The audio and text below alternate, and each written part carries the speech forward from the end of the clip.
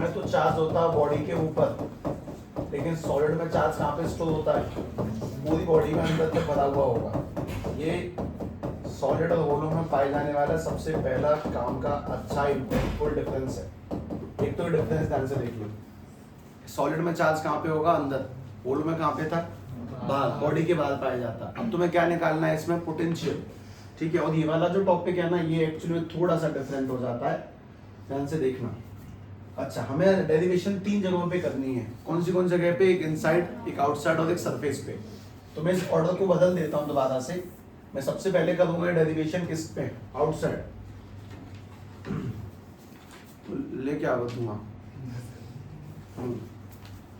हम सबसे पहले करेंगे आउटसाइड पे डेरिवेशन, उसके बाद में करेंगे इनसाइड पे, और जैसे ही इनसाइड करोगे उसके बाद करेंगे सरफेस पे। क्या मैंने तुम लोगों को एक बात और समझाई है कि अगर आउटसाइड है उसको कैसे लिखते हैं? डिस्टेंस रेडियस से ज्यादा हो गई। इनसाइड कैसे लिखते हैं? डिस्टेंस रेडियस से कम है। और सरफेस कैसे लिखते हैं? जब डिस्टेंस रेडियस के इक्वल है। कुछ इस तरह से ड्राइव करना है, चीजें कनेक्ट होंगी। जैसे कल वाली बात, सबसे बढ़िया कनेक्ट कहाँ पे होती है? बिल्कुल एंड में जाके, कि हाँ दोनों पोटेंशियल और इलेक्ट्रिक फील्ड को जोड़ जाड़ के कैसे सिस्टम बन पाया।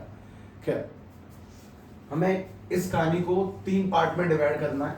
सबसे पहले मैं तुम लोगों को कराऊंगा ये, जब डिस्टेंस कैसी है, बाहर कितना पोटेंशियल होगा ये निकालना है। तो मुझे बाहर कितनी इलेक्ट्रिक फील्ड होगी वो बता सकते हो क्या? सॉलिड के बाहर कितनी इलेक्ट्रिक फील्ड होती है? उसका फॉर्मूला होता है KQ में R²। इलेक्ट्रिक फील्ड मैंने बताई, पोटेंशियल भी मैं बता दूंगा। उसके बाद बात है कि इनसाइड कितनी इलेक्ट्रिक फील्ड, मतलब पोटेंशियल की मैं तुमसे डेरिवेशन करवाऊंगा, अंदर कितना पोटेंशियल होता है। तो मुझे अंदर इलेक्ट्रिक फील्ड बता सकते हो इसके? इसमें जीरो नहीं होती, इसमें तो अंदर चार्ज है। इसमें इलेक्ट्रिक फील्ड होती है KQ R/R3, कुछ ऐसा। इसमें इलेक्ट्रिक फील्ड ऐसी पाई जाती है, हैं? बहुत बढ़िया, मैं ना देखूंगा।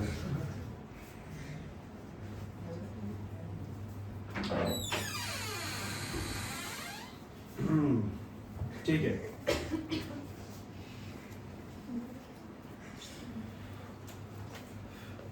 ठीक।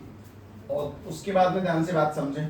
पहला तो अंदर इलेक्ट्रिक फील्ड कितनी होती है, ये वाली। अंदर पोटेंशियल सोचेंगे, बाहर इलेक्ट्रिक फील्ड इतनी होती है, बाहर पोटेंशियल सोचेंगे आराम से। पहले इस चीज को बनाओ, क्योंकि तुम्हें नहीं पता कि इसका क्या रोल है। देखना अभी के अभी सारी कहानी इनसे स्टार्ट होंगी और इसमें मजे आते हैं। खैर, एक छोटी सी बात और, जब हम बाहर पोटेंशियल निकालने की बात करते हैं तो हमने चार्ज को कहां से कहां मूव किया होता है? From infinity to R. बाहर पोटेंशियल जब निकालते हैं तो चार्ज को कहां से कहां मूव करते हैं? इन्फिनिटी से लेके आर तक। लेकिन जब अंदर पोटेंशियल निकालते हैं, अंदर जब पोटेंशियल निकालेंगे तो चार्ज को कहां से कहां मूव करेंगे? सरफेस से आर तक। अंदर निकालेंगे तो रेडियस से डिस्टेंस R to R, ऐसे करके कुछ लिखा जाएगा। फिलहाल देख लेते हैं इस कहानी का क्या सेंस है। ज्यादा परेशान मत होना, कुल मिला की बात ये, क्योंकि यहाँ तो मैं पूरे सहारे के साथ चलूंगा तुम्हारे, मतलब निश्चिंत नहीं, बिल्कुल निश्चिंत, ज़्यादा चिंता नहीं करना इस मामले में, क्योंकि ये चीज़ें डरावनी, ये बात समझ में आती है मुझे। पर अगर मैं इनको एक बात सामने से रख दूंगा तो कहीं ना कहीं इतना सॉलिड तो हो ही जाऊंगा कि यार बाकी संभाल लूंगा मैं तुम लोगों को। देखना, हमें 3 जगह ड्राइव करना है। एक तो जो रेडियस बाहर है, तब मैंने तुम्हें इलेक्ट्रिक फील्ड बताया, पोटेंशियल निकालेंगे, चैप्टर का नाम ही पोटेंशियल है, ठीक। उस बाद में अगर अंदर है तो इलेक्ट्रिक फील्ड निकालेंगे, KQ R/R3, पोटेंशियल हमें फाइंड करना है। अच्छा, सरफेस पे पूछ लूं तुमसे कि सरफेस पे इलेक्ट्रिक फील्ड क्या होती है, मतलब डिस्टेंस पर होती है KQ/R²। सरफेस पे कितनी इलेक्ट्रिक फील्ड होती है? KQ/R²। सरफेस पे पोटेंशियल कितना होता है वो भी निकालेंगे। मैं तुम्हें 3 बातें वापस कह रहा हूं, अगर तुम अपने आप को जोड़ नहीं पा रहे तो अब जोड़ो। बाहर इलेक्ट्रिक फील्ड कितनी होती है, बाहर पोटेंशियल कितना होगा, ये सवाल है। अंदर इलेक्ट्रिक फील्ड कितनी होती है, अंदर पोटेंशियल कितना होगा, ये सवाल है। सरफेस पे इलेक्ट्रिक फील्ड कितनी होती है, सरफेस पे पोटेंशियल क्या होगा, ये सवाल है। 3 सवाल हैं, और वही 3 सवाल ऊपर लिखे हुए हैं। मैंने तुम्हें तीनों जगह की क्या बताई है? Electric field. मैं तुम्हें तीनों जगह क्या बताऊंगा? पोटेंशियल। इस बात को समझो, वो कनेक्शंस कराना बहुत बहुत बहुत आवश्यक है। कि हम लोगों ने इलेक्ट्रिक फील्ड बताया और हमें पोटेंशियल बताना है, इस चीज को समझें। इससे मक्खियां मर जाती हैं क्या? मतलब हमने मच्छरों पे ट्राई मारा, आज तक मक्खियों पे नहीं करा, क्योंकि मक्खियां ये जो बाहर गंदगी रहती है ना, सीमेंट मिट्टी विट्टी से बहुत ज्यादा प्रभावित रहती हैं, हमेशा लगी रहती हैं। हाँ भाई, ये मर जाएगी। ठीक, सुने हुए ध्यान से। पहली बात, कनेक्ट करो खुद को। मैंने तुम्हें 3 जगह पे इलेक्ट्रिक फील्ड बताई है, मैं तुम्हें तीनों जगह का पोटेंशियल बताऊंगा, ध्यान रखना। बाहर पोटेंशियल निकालने के लिए हम चार्ज को कहां से कहां लाएंगे? इन्फिनिटी से आर तक। अंदर अगर हम पोटेंशियल निकालना चाहते हैं तो कहां से कहां लाएंगे? सरफेस से आर तक। और इसका देख लेंगे बाद में। तो मैं अब तुम्हारे सामने जो लिखने जा रहा हूं, मैं बाहर वाली डेरिवेशन करूंगा सबसे पहले, आउटसाइड वाली, फिर हम कौन सी करेंगे? इनसाइड की। उसके बाद कौन सी करेंगे? सरफेस की। ठीक है, ध्यान से देखना, ये लगता है बावले होगा धुएं से। ठीक है, सुने भाई, सबसे पहले ड्राइव करते हैं।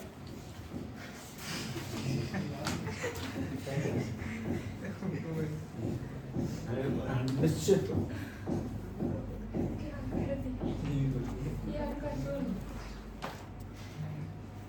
बता दे दो, ये पूरे दिन खुला ही रखते हैं क्या कमरे को? ये भी तो हो सकता है, मैं भी आउटसाइड का मतलब जब रेडियस की वैल्यू ग्रेटर हो किससे? आर से। एक तो ये वाला, तो लोगों ने वो वाला फैक्टर पढ़ा है क्या? मतलब किसी टाइम पे ऐसा सुना था कि बहुत से टिड्डे वो से आए हैं, टिड्डे चाइना से उड़ के आ गए हैं, 35,000 टिड्डे जन, 40,000 टिड्डे जन, ऐसा कुछ। सवाल है, गिने किसने? गिने किसने थी? 35,000 40,000 है। एक्चुअली वो गिने जाते हैं mathematical density of number of insects से। खैर, हमारे पास में ये चार्ज हो गया, ठीक है। इसके पास में इसकी रेडियस खुद की कितनी है? Capital R. और हम कहां पे फाइंड करना चाहते हैं? स्मॉल आर पे। क्या निकालना चाहते हैं? पोटेंशियल निकालना चाहते हैं, ठीक है। अगर पोटेंशियल निकालना चाहते हैं तो सबसे मेन काम की बात यह है कि पोटेंशियल का फॉर्मूला तुम्हारे पास क्या लिखा है? पोटेंशियल निकालने का कल वाला फॉर्मूला बताओ। शुरू हो गया। पोटेंशियल का formula dV equals to minus K E dot dr, वो भी किसमें?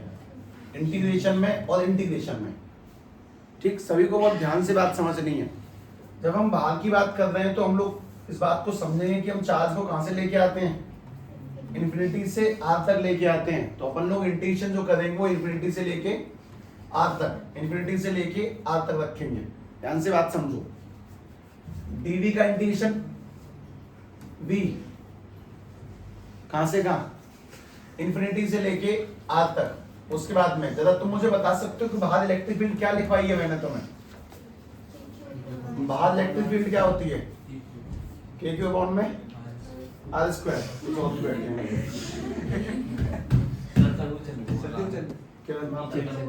अच्छा अच्छा, बहुत बढ़िया। कोई बात नहीं, हाँ भाई, इलेक्ट्रिक फील्ड क्या लगाएंगे अपन लोग? E डॉट डी आर के अकॉर्डिंग। अपने पास में मैं मल्टीपल तो टैप कर रखा था, 10 बार टैप नहीं सकते एक से ज्यादा, बस थोड़ी देर में।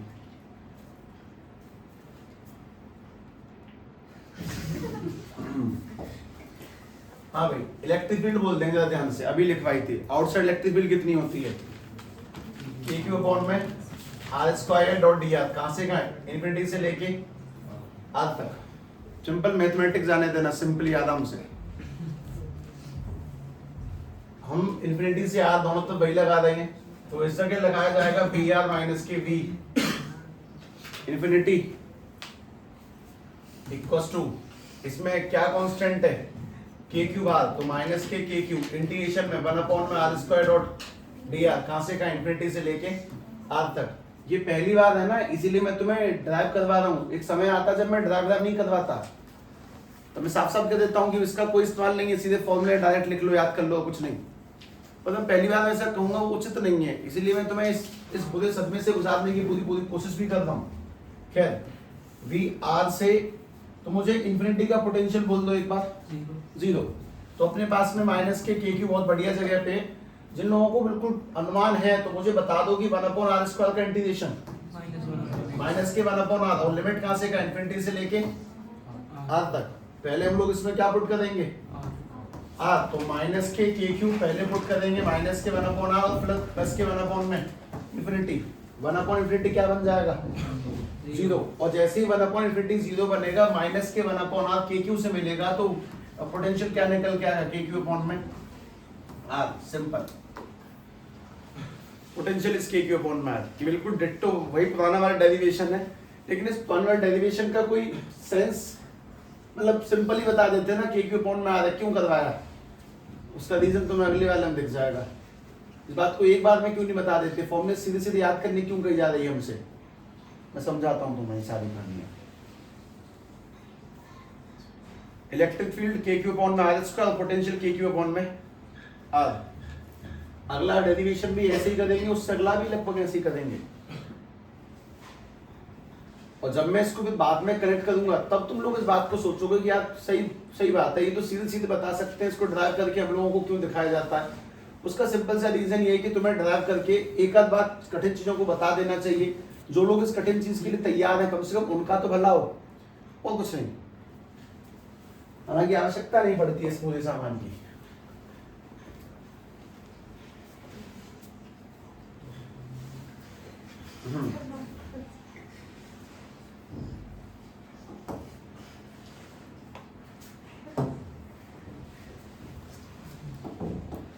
ठीक,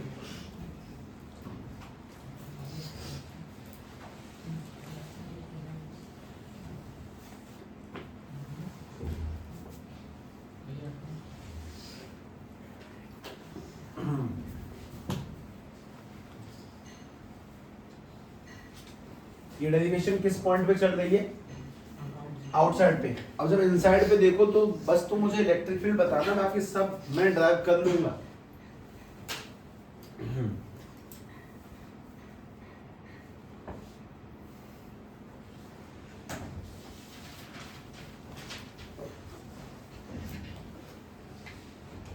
लंबे चैप्टर में सबसे बड़ी सामने, मतलब अपने सामने आने वाली समस्या कि हम उस बालक को फिजिक्स दिखाने के प्रयास करते हैं जिसने उसे बहुत कम मूड मारा हो, तो कहीं ना कहीं चीजों को जोड़ते हुए आगे बढ़ना चैलेंज हो जाता है लिटरली। खैर जोड़ देंगे, ऐसी कोई दिक्कत है नहीं, तुम कोई बकवास मामले में नहीं हो, बढ़िया बैठेगा एकदम, देखना। खैर मैं दूसरे पे जाता हूँ, ध्यान से वो देखें। दूसरा कौन सा पॉइंट है, ये पहले आउटसाइड ड्राइव किया क्यू अपॉन में, दूसरा बोलो। चलो पहले सरफेस देखना, मैं तो वो बात करके दिखाऊं कि यार डायरेक्ट अगर फॉर्मूला बता देता कितना बढ़िया रहता, एट द सरफेस। ठीक है, सभी लोग दोबारा से डायग्राम बनाओ, और डायग्राम बनाने के बाद में सबसे पहले डायग्राम बनाए, और डायग्राम बनाने के बाद में इसके अंदर पॉजिटिव चार्ज को फिल करो, पॉजिटिव पॉजिटिव पॉजिटिव, इस पूरे में पॉजिटिव चार्ज फिल करें। ठीक है, और फिर मैं तुमसे कहता हूं कि सरफेस पे चेक करना है, ये सरफेस रेडियस, मतलब इस जगह पे कितना पोटेंशियल होगा ये जानना चाहता हूं, सतह पर निकालना है। पहली बात, सरफेस पर इलेक्ट्रिक फील्ड का फॉर्मूला बोलोगे, क्यू अपॉन में r², जितनी दूरी है उसी को नीचे लगाते हैं। सरफेस पे पोटेंशियल का फॉर्मूला क्यू अपॉन में r, खत्म, डायरेक्ट है, बिना किसी डेरिवेशन के। तो इसमें कठिन तो कुछ भी नहीं, यहाँ कुछ कठिन नहीं है, याद करने वाली बात है कि इस जगह पे क्यू अपॉन में r², सरफेस पे क्यू अपॉन में r होगा, बस सिंपल, फिनिश। डायरेक्ट मजा नहीं आता, डेरिवेशन वाली समझ नहीं आती। खैर अगली देखना, अब डेरिवेशन करके दिखाता हूं फिर मैं तुम्हें। अगली डेरिवेशन कौन सी है, इनसाइड। और इनसाइड को जब तुम ध्यान से देखो तो बस अपनी मैथमेटिक्स का इस्तेमाल करना, कुछ खास नहीं, ध्यान से देखना। लिख दें इसको, डायरेक्टली लिख दो, कोई बात नहीं। हाँ, तीसरा पॉइंट, तीसरा पॉइंट हमें कहाँ पे निकालना है, एट नहीं, एट नहीं है, हमें इनसाइड निकालना है। हम लोग इनसाइड को लेके आए पहले, ठीक। चलो अब सुनो, अगर इनसाइड ड्राइव करना चाहते हैं वापस से स्फीयर बनाओ और इसमें पॉजिटिव चार्ज को फिल करें सभी लोग। पॉजिटिव चार्ज फिल किया और उसके बाद में सभी लोग ध्यान से इस बात को समझें कि ये रेडियस है आर। मैं जिस जगह की बात कर रहा हूं वो जगह है ये वाली।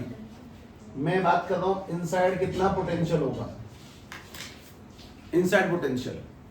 हम पोटेंशियल यहाँ के कंपैरिजन में मतलब सतह की कंपैरिजन में यहाँ निकालना चाहते हैं। 2 पॉइंट देखो, मैं कहां से कहां निकालना चाहता हूँ। सरफेस के कंपैरिजन में अंदर कितना पोटेंशियल होगा, मेरा प्रश्न इतना सा है। तो मैं तुमसे कहता हूं जरा बताओ कि पोटेंशियल निकालने का फॉर्मूला क्या है। dv इक्वल्स टू इंटीग्रेशन में ए डॉट डी आर और क्या लगा हुआ है माइनस, यहाँ पर भी इंटीग्रेशन।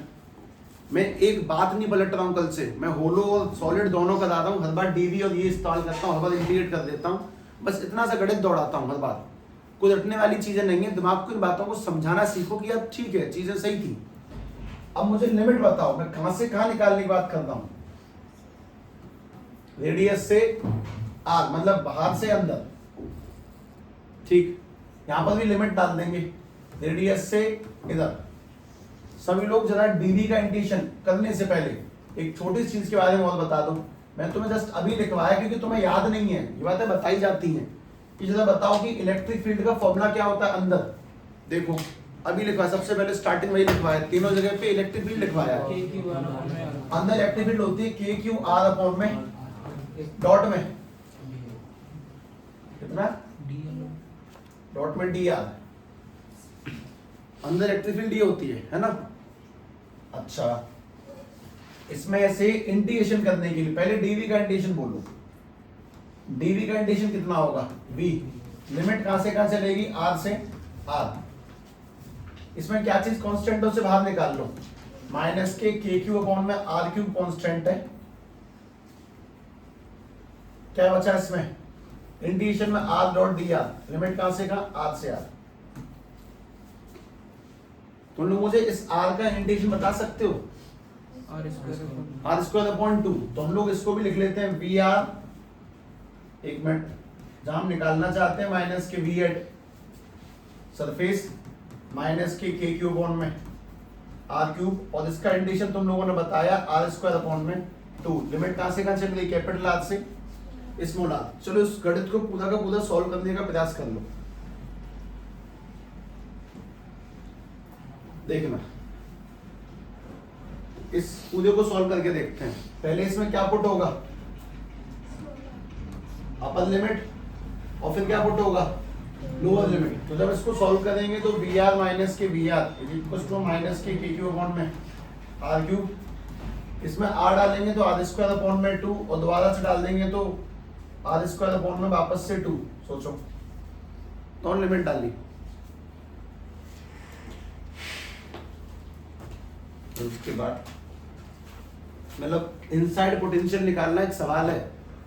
ये कोई एक डेरिवेशन मतलब सिंपल सा टॉपिक नहीं है, सवाल है पूरा का पूरा एक अपने आप में। सारी बात इस बात पे डिपेंड करती है कि तुम अब इसको मैथमेटिकली सॉल्व करने में सक्षम हो कि नहीं, कुछ और खास नहीं।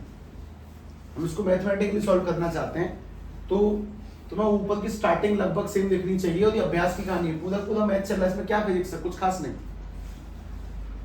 तुम सभी ने अपनी 10वीं तक की फिजिक्स तो पढ़ी है, जस्ट इमेजिन कि उसका लेवल और उसके लेवल में कितना डिफरेंस है। जो लोग वहां पे लंबी डी के आते हो, फिजिक्स 10th क्लास की फिजिक्स ऐसे करवा दूंगा जैसे किसी ने कभी पढ़ी ना हो, ये कुछ नहीं है, लिटरली में कुछ नहीं है। खैर सोचते हैं, मैं तुम्हें पूछना चाहता हूँ कि अब तुम इसमें क्या सोच सकते हो, मतलब मुझे सॉल्व करना है। तो जवाब ये कि तुम कुछ नहीं सोच सकते, कि तुम लोगों ने आज से पहले जाना ही नहीं है कि कहानी खत्म कहाँ होती है। तो उस केस में तुम्हें क्या करना होता है कि तुम्हें ध्यान से देखना होता है कि मैं इस चीज को कहां तक लेके जाऊंगा। उस चीज को देखने के बाद में जब तुम्हें चीजें कठिनाई महसूस होती हैं, तब तुम्हें वापस से पुनः प्रयास करना चाहिए कि अच्छा ये डेरिवेशन ऐसे ऐसे करी गई।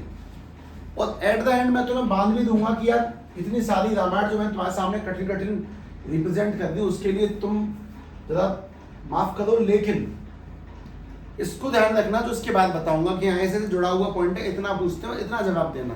ये सब तो पढ़ाने का स्टार्टिंग वाला तरीका है कि समझाना तो चाहिए ना, कम से कम। बालक समझ नहीं पाया वो अलग बात है, लेकिन एक बार प्रयास करके देख लो, क्या पता बात दिमाग में चली जाए तो बात समझते हैं। मैंने इसको बस मल्टीप्लाई करना है दोनों तरफ, माइनस के के क्यू का इससे कर देंगे, माइनस के क्यू का इससे कर देंगे मल्टीप्लाई।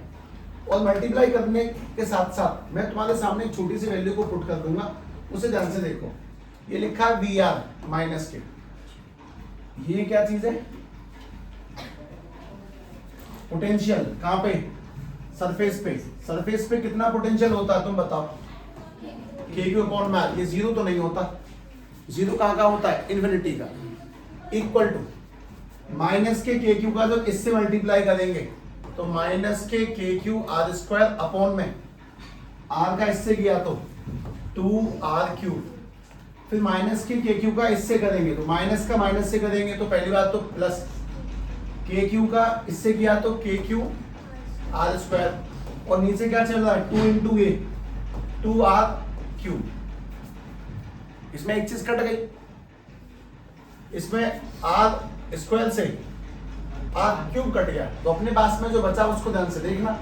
यहाँ पे रह गया कि minus K Q R square upon में 2r क्यूब। यहाँ पहले से क्या चल रहा है? के क्यू अपॉन में 2r, और वहां से माइनस का के क्यू उधर भेज दिया तो प्लस के क्यू अपॉन में 2r। नहीं 2r नहीं, और लिया। अब जरा इसको जोड़ भी लो। जब तुम इसको जोड़ोगे तब तुम्हें एक चीज दिखेगी कि वी आर यानी कि पोटेंशियल अंदर निकालने जा रहे हैं। Minus K Q R square upon में 2r क्यूब। तो में से कोई मुझे बता सकता है कि इसका प्लस कितना होगा? इसको जोड़ना है एलसीएम लेकर। अब तुम अगर मुझसे लाइनें बढ़वाओगे तो बढ़ा तो दूंगा, पर मैं इसको तुम्हें थोड़ा साइड में दिखा देता हूँ। अपने पास में ये लिखा हुआ है के क्यू अपॉन में 2r प्लस के क्यू अपॉन में r। इसको जोड़ना है। इन दोनों जगह से क्या कॉमन आ जाएगा? के क्यू अपॉन में r। तो ब्रैकेट में क्या बचेगा? 1/2 प्लस के 1। हमारा हाथ ना मैथ में तेज है, इसलिए इसमें अपने आप तेज है, वो वाली बात है। 1/2 और 1 को जोड़ेंगे तो 3/2, यानी कि 3 के क्यू अपॉन में 2r। तो इसको जो जोड़ा अपन लोगों ने वो बना 3 के क्यू अपॉन में 2r। ये वाला 3 के क्यू अपॉन में 2r। इन दोनों पार्टियों में से एक चीज कॉमन ले लो और मैं तुम्हारा फाइनल फॉर्मूला बंद कर दूंगा। इन दोनों में से क्या कॉमन है? के क्यू अपॉन में के क्यू अपॉन में 2r यहां से आ जाएगा, और के क्यू अपॉन में 2r यहां से आ जाएगा। तो इस फॉर्मूले में जो मेन चीजें बचेंगी वो ध्यान से देखना। इसमें से कॉमन निकाल के बाहर ले जाते हैं। हम लोगों ने के क्यू अपॉन में 2r को कॉमन ले लिया। कॉमन लेते ही ब्रैकेट इस जगह पे क्या छुड़वाएगा? माइनस के आर स्क्वायर। यहां से ये तो बचा ही रह गया, एक आर चला गया तो नीचे कितने बचे? एक आर स्क्वायर। यहां से के गया, क्यू गया, 2 गया, आर गया, यहाँ पे क्या बचा? ओनली 3। तो ये तुम्हारा पोटेंशियल एट सरफेस का फॉर्मूला है, यानी इनसाइड का फॉर्मूला है। अब सोचो कि हाँ साहब ये कल क्यों नहीं कराया? सही नहीं कराया कल, लेकिन होलो के तीनों केस करने में और सॉलिड के तीनों केस करने में तरीका सेम स्टार्टिंग लाइन से है, dv minus K E dot dr। बस तुम्हें थोड़ा तरीके से वैल्यू पुट करके सॉल्यूशन करने की हिम्मत हो जाए तो बात बहुत बढ़िया बन जाती है। पर वो हिम्मत भी तभी होगी जब हमने किसी चीज को अपने सामने होते हुए देखा हो। अगर मैं तुम्हें बिना करा इस बात को कह दूं कि तुम सॉल्व कर लेना चलो, तो तुम्हें पता ही नहीं है कि रुकना कहाँ पे है। तो रुकने की नहीं पता है तो वो हमेशा चीजें कठिन लगती है, और ये तो है वाकई में कठिन। एक तो पोटेंशियल चीज पढ़ रहे हैं हम लोग, कहना कि करंट में तो मैं हर बार बोल सकता हूँ ना कि तार इसमें करंट जाता है तो बालक सोचता रहता, समझ रहा हूँ जी हल्का हल्का। यहाँ तो गेम ही अलग चल रहा है। खैर, इसी चीज को अब मैं तुमसे दोबारा पूछता हूँ, उस चीज का जवाब देना आराम से। इसमें ये जो स्मॉल आर है वो किस बात को रिप्रेजेंट करता है? अंदर की डिस्टेंस। और कैपिटल आर क्या रिप्रेजेंट कर रहा है? सरफेस। मैं तुमसे कहता हूं कि अगर अंदर की डिस्टेंस हो गई है 0, तो मतलब मैं कहां खड़ा हूं? सेंटर पे। मैं अंदर यहां पे खड़ा था और मैं चला ही नहीं, तुम लोग कहां खड़े रह गए? सेंटर पे। अगर मैं तुमसे कहता हूं कि मैं 4 सेंटीमीटर चला, तुम यहां आ गया। मैं कहता हूं 5 चला तो 1 कदम आगे, 6 चला तो 1 कदम आगे। मैं बोलता हूं 7 चला, तुम ना पहुंच गए सरफेस पे। मैं ये पूछता हूं कि अगर r की वैल्यू 0 है तो हम लोग कहां पे खड़े हैं? हम सेंटर ऑफ स्फीयर पे खड़े हुए हैं। सेंटर ऑफ स्फीयर, हम स्फीयर के सेंटर पे खड़े हैं। तुम लोगों को आउटसाइड का फॉर्मूला काफी आसान लगेगा, के क्यू अपॉन में r। सरफेस का काफी आसान है, के क्यू अपॉन में आर, लेकिन इनसाइड का फॉर्मूला के क्यू अपॉन में 2r 3 माइनस के आर स्क्वायर अपॉन में आर स्क्वायर, ये आसान नहीं है। और इसी के बीच में एक छोटी सी काम की बात, मतलब ये जो पोजीशन है तुम्हारे एमसीक्यू पोजीशंस हैं, एमसीक्यू ऐसे ही नहीं बन जाते। मतलब आज के टाइम पे क्लास 12th में फिजिक्स में नंबर लाना कठिन क्यों है? क्योंकि एमसीक्यू आ गए 20, आधे पार मामला है, 10-12 गलत हुए नीचे चलेगा नंबर 70 से 60 की लाइन से उतर गए। वो कहानी ऐसे छोटे मोटे कंसेप्ट को कराने से होती है। और ये ऐसा नहीं होता कि पेपर से 10-5 दिन पहले एमसीक्यू सारे मेन में टॉपिक पढ़ा दो, नहीं पढ़ सकते। तो छोटे मोटे ऐसे गड्ढे, कुछ खतरनाक समय आते हैं, उन खतरनाक समयों को ऐसे संभाल के निकालना चाहिए, ये वही खतरनाक समय। खैर ध्यान से बात सुनो, मैं तुमसे कहता हूं कि बताओ सेंटर पे कितना पोटेंशियल होगा। तो मैंने फॉर्मूले का इस्तेमाल किया, अपने पास में फॉर्मूला लिखा है के क्यू अपॉन में 2r ब्रैकेट में 3 माइनस के आर स्क्वायर अपॉन में आर स्क्वायर। जरा बताओ सेंटर पे डिस्टेंस क्या हो जाएगी? तो ये 0 लगा दिया, 0 अपॉन कुछ भी हो 0, तो कुल मिला के ये वाला जो फॉर्मूला बनेगा वो ध्यान से देखो। सेंटर पे जो फॉर्मूला बना वो बना V R is equal to K Q upon में 2r 3 माइनस 0 3। ये सेंटर का पोटेंशियल निकल के आया, इसको जो मैं आर हटा देता हूं, this is V at centre, ये सेंटर का पोटेंशियल है। जब दोबारा से बताएंगे सरफेस पे कितना पोटेंशियल लिखवाया गया था पिछले पन्ने पे, के क्यू अपॉन में आर, सरफेस पे इतना, सेंटर पे इतना। सेंटर का जो पोटेंशियल है वो सरफेस के पोटेंशियल से थोड़ा सा मैच खाता है। तो दुनिया अगर कभी कभी तुम्हारे सामने ना एक बात और लेकर आएगी पेपरों के दौरान, वो तुमसे ऐसा पूछ सकती है कि साहब ये सही लिखा है क्या? V at centre is equal to 3/2 multiply में वी एट सरफेस। देखो तो दिमाग इस बात को स्वीकार पा रहा है कि नहीं, उस बात को देखो। सेंटर में पाए जाने वाला पोटेंशियल 3/2 गुणा में सरफेस का पोटेंशियल, सरफेस का पोटेंशियल मैं मैच करवाता हूं, सेंटर का पोटेंशियल 3/2 मल्टीप्लाई में सरफेस पे कितना होता है के क्यू अपॉन में आर, और जब मल्टीप्लाई करेंगे तो कितना बन जाएगा 3 के क्यू अपॉन में 2r। तो ये तो सेंटर का निकल के आया, मतलब बात सही लिखी है। सेंटर का जो पोटेंशियल है वो 1.5 गुना, 3/2 का मतलब 1.5 गुना ज्यादा होता है किससे? सरफेस के पोटेंशियल से। तो इस कहानी को अगर मैं मुंह छुपा के आगे बढ़ जाऊं तो गलत कर रहा हूं मैं। मुझे कुछ कठिन समय को तुम्हारे सामने हिम्मत के साथ रखना चाहिए कि साहब इस बात को समझने की कोशिश करो कि हम लोगों ने जो पिछले सारी बातें देखी वो लगभग आसान सी थी। ये कहानी सबसे अच्छी ड्रास्टिक है, इसीलिए तुम लोगों ने लगभग 5 डेरिवेशन करी। पिछली होलो, सॉलिड, वो वाली इनसाइड, सरफेस, वो सब कुछ, और उसके बाद में सबसे एंड पड़ाव को पार किया। अब इस चीज को जोड़ता हूं क्योंकि ऐसे रखने से मन में ना बहुत सारी हलचलें पैदा होती हैं। मैं तुम्हें उन सारी बातों को निपटा दूंगा, पहले इस चीज को ध्यान से लिख लें एक बात। और मोस्ट इंपोर्टेंट, हम लोगों ने इतना कुछ बोलने के बाद भी सेंटर पे पोटेंशियल भी बताया कि वो 1.5 गुना ज्यादा होता है सरफेस के।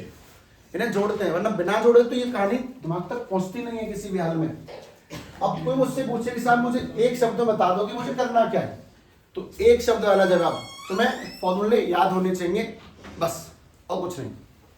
जितने फॉर्मूले इसके बाद में तुम्हें अगले पन्ने पे लिखाऊंगा उनको याद रखना है और कोई काम नहीं करना है, ध्यान रखो बस।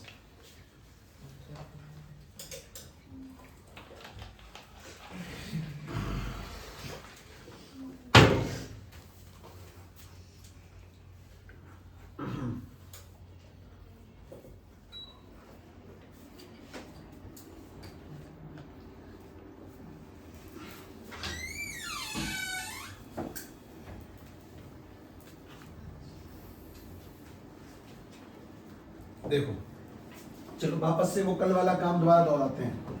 3 लाइनें खींचें कॉपी पे, लगभग 10 सेंटीमीटर की, 10 लाइन तक खींचो। उसमें 3 बातें लिखें। एक तो लिखें इनसाइड, एक लिखें इनसाइड सबसे पहले, नहीं चलो पहले लिखो आउटसाइड, उसके बाद में लिखें सरफेस, सरफेस, और उसके बाद में लिखें इनसाइड। इस काम को पहले ध्यान से लिखें। हम लोग एक सारा काम किसके लिए कर रहे हैं? सॉलिड स्फीयर के लिए, और बहुत कठिन फेज से गुजर रहे हैं सच में। मतलब मगर मैं अगर तुम्हारी जगह बैठा होता ना तो मैं भी अपने दिमाग में इस बात को बोलता, ये तो बड़ा कठिन मामला सच में, पर मैं उस बात को समझ लेता कि मैं याद कर लूंगा, छोड़ो। जब मुझसे बोल दिया कि याद ही करना तो फिर मैं याद ही करूंगा। उसके बाद में सभी लोग 3 डायग्राम बनाएंगे। तीनों बना ले ध्यान से। 3 डायग्राम बना है, एक तो ये रहा आउटसाइड, एक ये रहा सरफेस और एक रहा इनसाइड।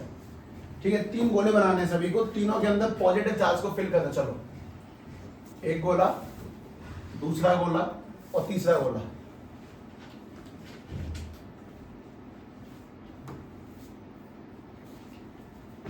तीनों में पॉजिटिव चार्ज फिलअप करें।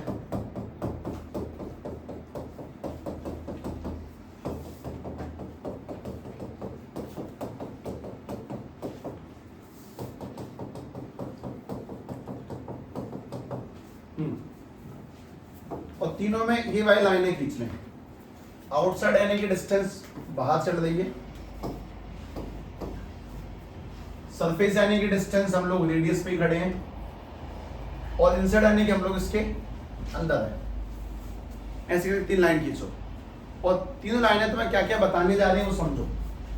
सबसे पहली बात को तुमसे पूछे कि साहब सॉलिड स्फीयर के आउटसाइड कितना इलेक्ट्रिक फील्ड होता है, तो इलेक्ट्रिक फील्ड का फॉर्मूला KQ में R² लपक के जवाब देना है। कोई बोले कि सरफेस पे कितना इलेक्ट्रिक फील्ड होता है, तो KQ में कैपिटल R²। और कोई तुमसे बोले कि अंदर कितना इलेक्ट्रिक फील्ड होता है, तो बेसिकली KQ R में RQ। उसके बाद में नंबर लगता है पोटेंशियल का। कोई बोले कि सर बाहर कितना पोटेंशियल है, तो KQ में R। सरफेस पे कितना, सिंपल KQ में R। सिम टू सिम, तो दिमाग से पढ़ो तो चीजें आसान लग सकती हैं, लेकिन सब अंदर अगर पोटेंशियल पूछ लिया गया तो मैं ध्यान रखूंगा KQ में कितना है 2R, और ब्रैकेट में 3 माइनस के R² में R²। इसमें ये वाली जो नीचे वाली R है वो क्या दिखाती है, रेडियस, और ये वाली R क्या दिखाती है, डिस्टेंस। अब इस पूरे खेल में एक छोटा सा वर्ड और है।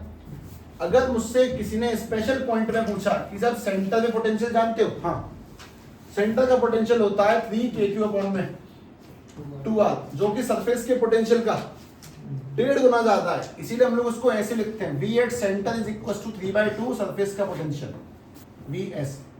बस ये पुरानी सही बातों का निचोड़ है। जैसे हम लोगों ने होलो स्फीयर में सारी बातें लिखी, वैसे हमने यहाँ पे सारी बातें लिखी, और ये सारी बातें तुम्हें अगर याद है तो हाँ, तुम होशियार लोगों की कैटेगरी में अपने आप आ जाते हो। इन चीजों को ध्यान रखना ही मेन पॉइंट है, क्योंकि जब सवाल उतरेंगे ना, और सवाल ही उतरेंगे इन बातों से, तब वो डेरिवेशन नहीं पूछेगा, सीधे प्रश्न में फॉर्मूला पुट करो और उसका उत्तर पाओ, ऐसा कुछ चलेगा। लेकिन मोस्ट इंपोर्टेंट, इन कहानियों को सामने रिप्रेजेंट करना एक स्ट्रॉन्ग मेंटेलिटी हो सकती है, मतलब बड़ा मजबूत काम होता है। सब इसको देखना, ये सामने कैसे रखूं, उनकी आंखों में थोड़ा सेटिस्फेक्शन लाने का प्रयास कैसे किया जाए, वो मेन चीज है, इन्हें रखें सबसे पहले।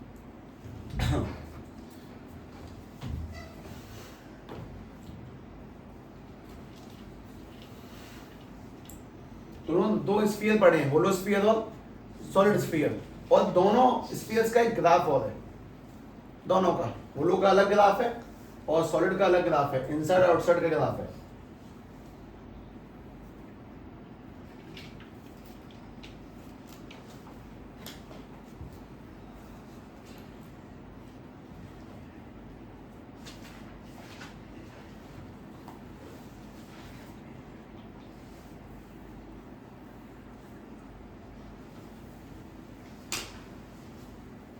बंद हो गए।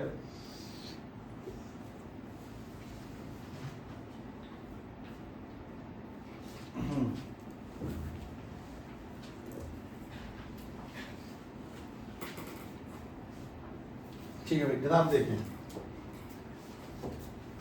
दोनों से बनने वाला ग्राफ इधर बिल्कुल तरीके से लगा लो। यहाँ पे होलो स्फीयर के पोटेंशियल ग्राफ देखेंगे, होलो स्फीयर का पोटेंशियल, और उसके बाद में साइड में देखेंगे सॉलिड स्फीयर का पोटेंशियल। ठीक, सॉलिड स्फीयर का पोटेंशियल, उसका ग्राफ। तो ग्राफ कुछ ऐसे क्रिएट होगा, बना लो। ये है पोटेंशियल और ये है डिस्टेंस। एक बात बताएं, दूरी बढ़ने पर मतलब जब डिस्टेंस ज्यादा होगी तो इलेक्ट्रिक फील्ड मतलब खींचने की ताकत यानी पोटेंशियल कुल मिला के सब कुछ डिक्रीज करेगा। जितना दूर जाएंगे उतना वो डिक्रीज करता है। ऐसे करके इन दोनों ग्राफ को ध्यान से देखना, तो बहुत खास बड़ी चीज नहीं होने वाली। V और यहाँ पे ये डिस्टेंस R, दोनों के ग्राफ को थोड़ा और उस लेवल पे ले जाते हुए, एक मिनट,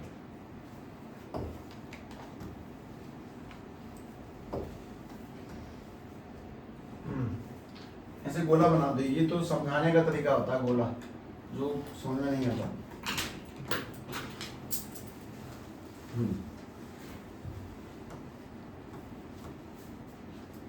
होलोस्फीयर में रेडियस तक तो पोटेंशियल सेम रहता है। रेडियस तक तो पोटेंशियल कैसा रहेगा, कांस्टेंट, इस तरह से लाइन खींचेगी, और रेडियस के आगे पोटेंशियल डिक्रीज करेगा, ऐसा ध्यान रखना है। अगर तुम्हें कहीं पे ये लाइन दिख जाए और वो तुमसे पूछ ले, इस लाइन को देख के सवाल आएंगे।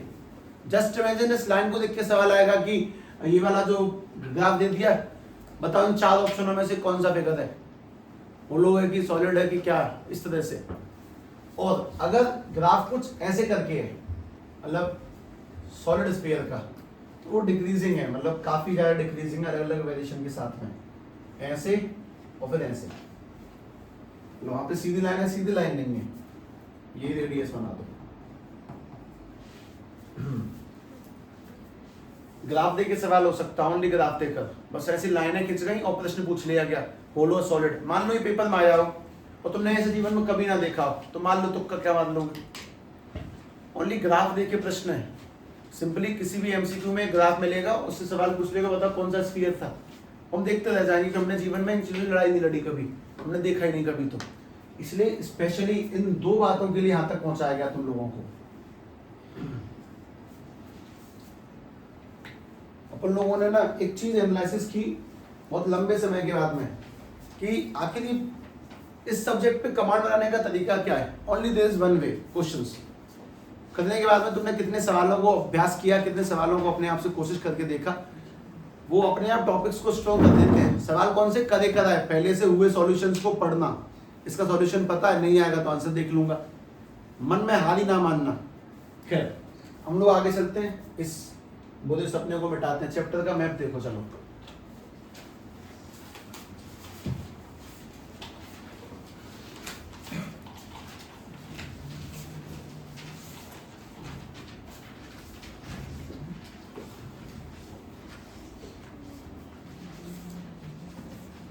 अगर कोई भी डायपोल इलेक्ट्रिक फील्ड में रखा हो तो उस पर टॉर्क का फॉर्मूला क्या होता है, बता। अगर कोई डायपोल इलेक्ट्रिक फील्ड में रखा हो तो टॉर्क का फॉर्मूला, टॉर्क यानी घूमने का फॉर्मूला उसके पी साइन थीटा। टॉर्क का फॉर्मूला पी साइन थीटा, मतलब सामने ही अपने, मतलब अपना अगला टॉपिक कुछ ऐसा होगा, तुम बस मुझे बता दो है क्या भाई। तभी ध्यान से एक बात वापस समझा देता हूँ। अगर तुम में से कोई भी किसी बात को लेकर परेशान है, तुम्हें एक तो ये पता होना चाहिए सॉलिड की कहानी है, और एक तुम्हें ये पता होना चाहिए कि होलो की कहानी है, कहाँ पे कितना पोटेंशियल है, कहाँ पे कितना इलेक्ट्रिक फील्ड है। That is very very important, ध्यान रखो इस चीज को। और ये चीज कठिन है, ये बात मैं साफ साफ कह रहा हूँ। खैर हम लोग इस जगह को पढ़ेंगे। हम लोगों ने सबसे पहले वो सारे कारनामे किए, अब अपन लोगों को पढ़ना था, हम लोग बीच में यहाँ कूद गए, ठीक है। अब उल्टा गिनती चलाते हैं, पहले पढ़ेंगे पोटेंशियल एनर्जी, उसके बाद में ये पढ़ेंगे, ठीक। 5th नंबर 50 रहेगा, 4 को 6 और 6 को 4 कर लिया, कोई दिक्कत नहीं है। ध्यान से बात समझे, पोटेंशियल एनर्जी पढ़नी है, ये तुम्हें अच्छी साउंड देगा वाकई में। पॉइंट नंबर 5, पोटेंशियल एनर्जी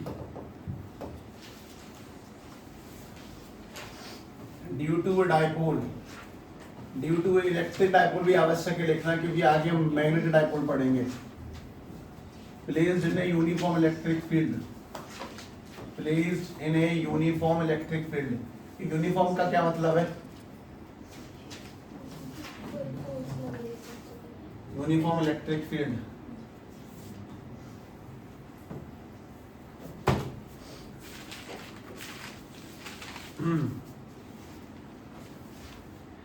लोग क्या लगता है, मतलब बिना किताब देखे और ये सब चीजें करते चले जाना, ये कोई ऐसी हलवा हलवा होगा।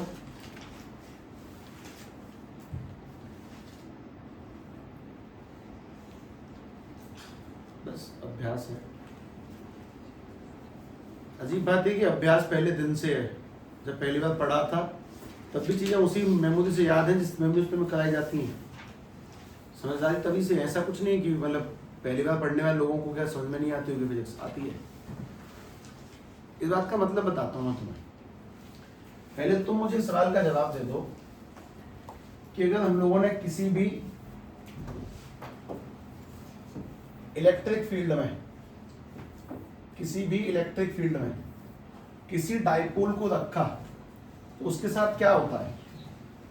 अगर हम किसी इलेक्ट्रिक फील्ड में किसी डाइपोल, ये पॉजिटिव चार्ज और ये नेगेटिव चार्ज को रखते हैं तो उसके साथ क्या होगा? किसी को जवाब पता है? वो घूमता है। और वो घूमता किन कारणों से? वो कारण अगर पता हो तो और अच्छा।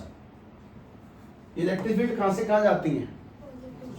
ये पक्की बात है कि पॉजिटिव से निकल के नेगेटिव क्यों जा रही होंगी, और जब भी पॉजिटिव से निकल के नेगेटिव जा रही होंगी तो इस पॉजिटिव वाले चार्ज को कौन खींचेगा? तो इसमें जो फोर्स लगेगी दैट इज QE, और पीछे कौन खींचेगा? पॉजिटिव। तो दो अपोजिट फोर्स के लगने से कोई भी चीज रोटेट करती है, घूमती है। और उसी घूमने की डेरिवेशन हम लोगों ने कभी किसी जमाने में की थी, P sin थीटा। खैर मुझे उस बात से कोई मतलब नहीं तुम लोगों को लेकर, पर तुम लोगों को और बात समझ में आनी चाहिए, वो सुनो। जब भी हम किसी भी चीज को घुमाते हैं या फिर कुछ भी, तो उसमें हमारी क्या जाती है? एनर्जी। वो एनर्जी निकालनी है, इससे घूमने में कितनी एनर्जी, कौन से एंगल से कितना एंगल होगा तो क्या एनर्जी बनेगी, कुछ ऐसा हिसाब किताब। पर तुम्हें उसको उस लिहाज से नहीं सोचना, तुम्हें मैथमेटिकली सोचना। एक बात, वर्क ही एनर्जी है। किसी को वर्क का फॉर्मूला पता है? Fs cos theta. एक तो Fs cos थीटा, दूसरा बताओगे?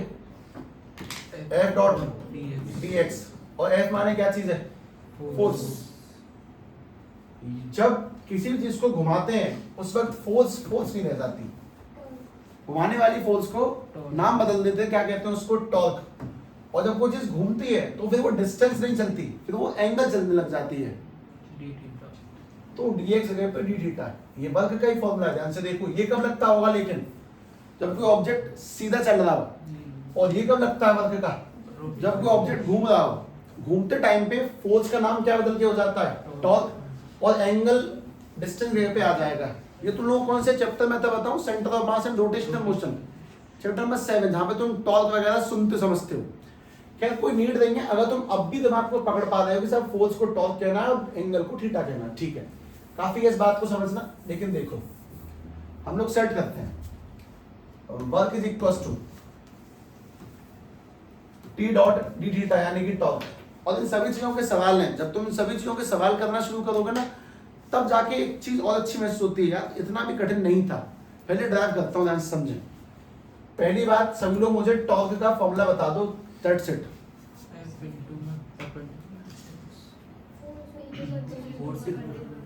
P sin theta dot D theta, यहां पे लगने वाली टॉर्क। इंटीग्रेशन किसमें चल रहा है?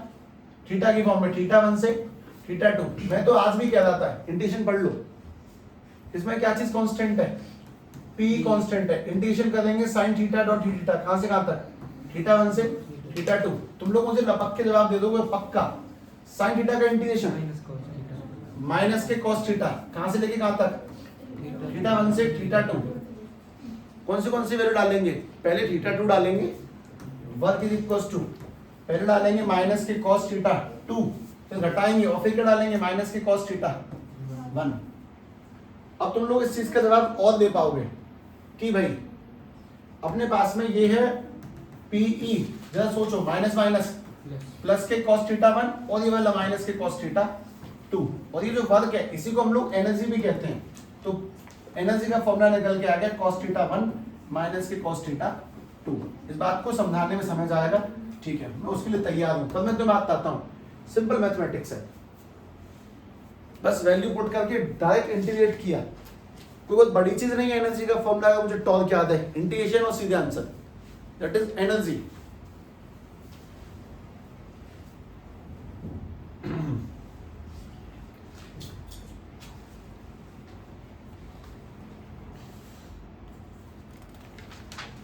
अभी कुछ बालक आए 11th में, थोड़े से मूर्ख ही हैं ऑब्वियसली वो, तो मैंने उनको मैथ्स वाले बच्चों को मैं डेरिवेटिव्स पढ़ा रहा था, डिफरेंशिएशन, इंटीग्रेशन, अपना क्या मतलब वैसे फिलहाल पढ़ाने का, पर फिर भी पढ़ाए, लॉग और एंटी लॉग, ओनली मैथ वाले पढ़ देंगे। हाँ मूल क्या ना वो, मैंने कहा था तो बोल रहे थे कि नहीं अभी पहला चैप्टर ही पढ़ाना है। अब वही तो मूल क्या ना वो, अब उनको डिफरेंशियल इंटीग्रेशन पढ़ाया तो ओनली मैथ वाले पढ़ रहे हैं, बायो वाले नहीं पढ़ रहे हैं। कोई बात नहीं, समय समझाएगा।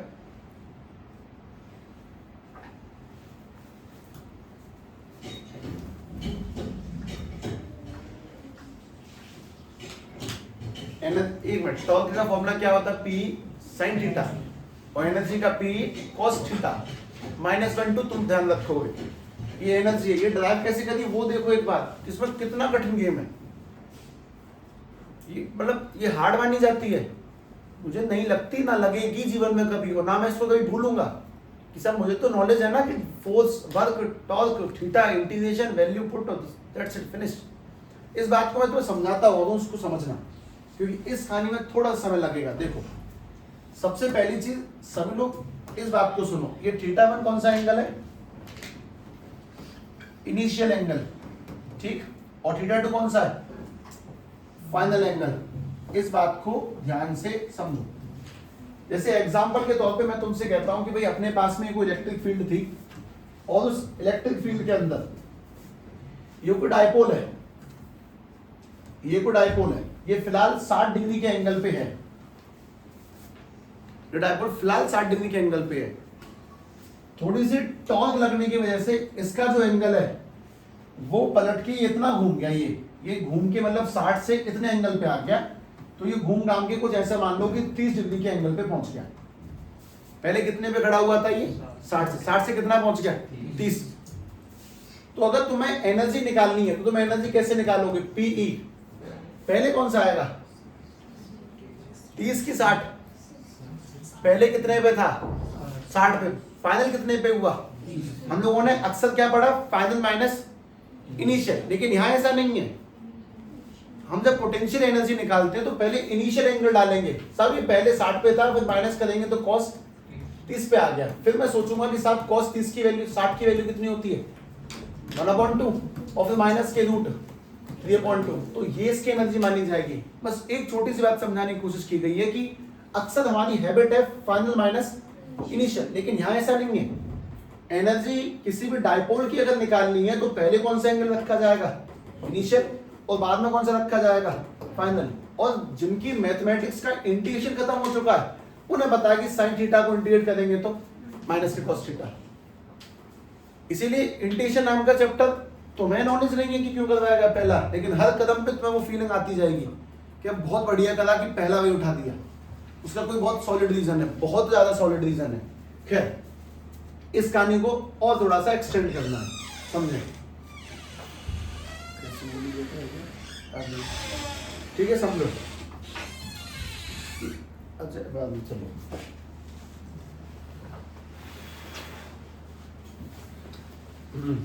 एक बार वापस से है, नजरें फेर लो। इसका एक स्पेशल केस देखते हैं, कुछ खास नहीं, कोई स्पेशल ऐसा कोई ज्यादा बड़ा स्पेशल नहीं है, बस तुम्हारा डरवर निकाल देता हूँ। ये इलेक्ट्रिक फील्ड, इसमें हम लोगों ने डायपोल को रख दिया।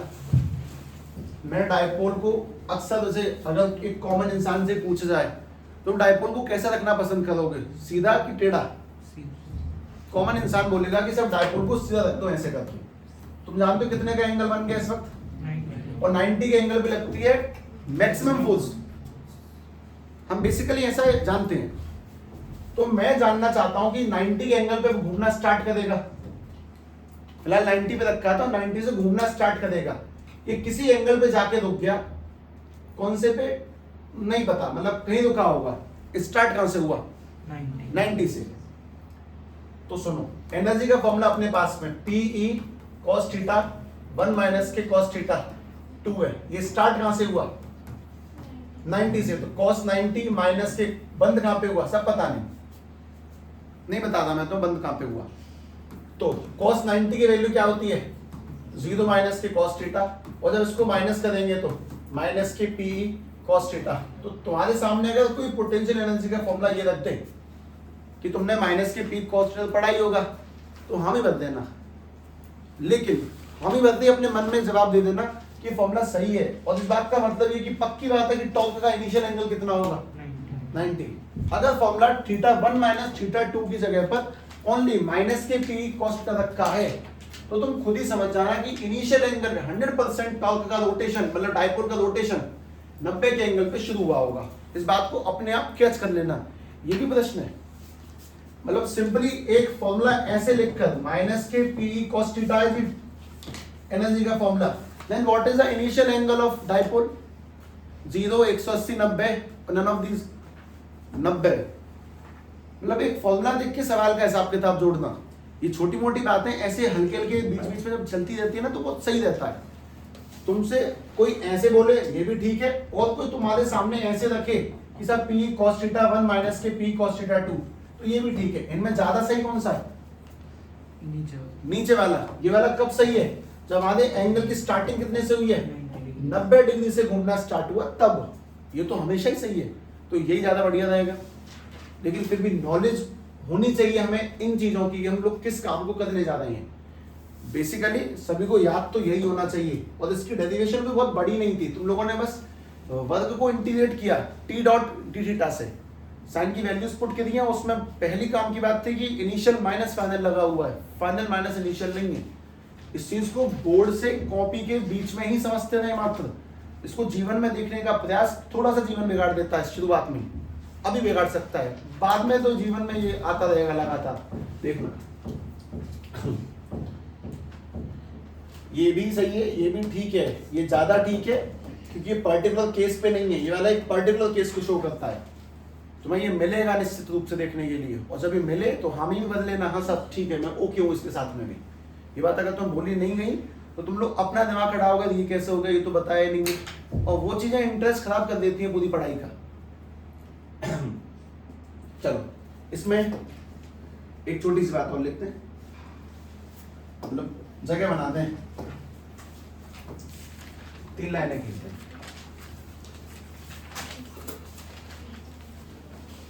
वापस से यही चल रहा है अभी भी, 5वां पॉइंट।